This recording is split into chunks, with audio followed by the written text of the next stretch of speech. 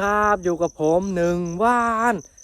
นี้เขาจะพาทุกคนไปยามเบ็ดกบนะซึ่งตอนหาโมงเขาได้มาใส่ออมน้อง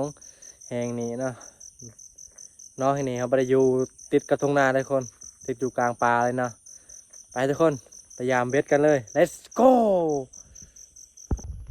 นี่โอ้ทุกคนตั้งแหลกกับแหกมาแล้วทุกคนเป็นล้างแหลกนะแหกมาเลยทุกคน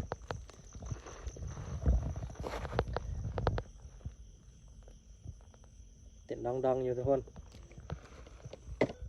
นี่ได้มาประเทศเดียวกันทุกคนแต้มที่สองตัวที่สองเลยทุกคนนี่กบกำลังไซส์พอดีแล้วนะโอ้งามเลยทุกคน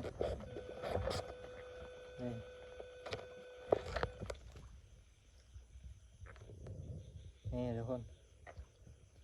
ไซส์ที่สามกำลังงามเลยนี่แล้วผมเดี๋ยวขออนุญาตปลดก่อนทุกคนนะนี่ไซส์ที่สามเต็มที่สามมาแล้วอยู่ดองทุกคนนี่ดีแล้วทุกคนนี่ตัวที่สี่นะเดี๋ยวขออนุญาตปลดก่อนทุกคนงูชนิดนี้โบแมนงูน้ำเนาะจะเป็นงูอย่างนี้ตัวใหญ่ทุกคนเจองูมันจะมากินกบที่ถือเบ็ดฮะกินกบที่ถือเบ็ดฮะนะเมื่อเอิญเข้ามาไว้ก่อนเดี๋ยวเขาสไลด์มานี้ทุกคน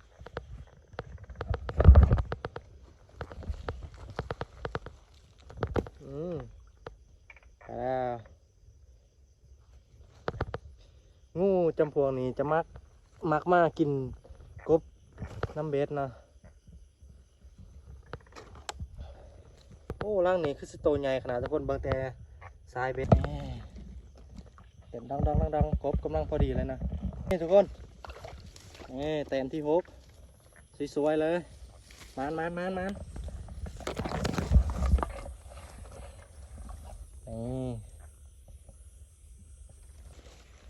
ี่มาอีกแล้ว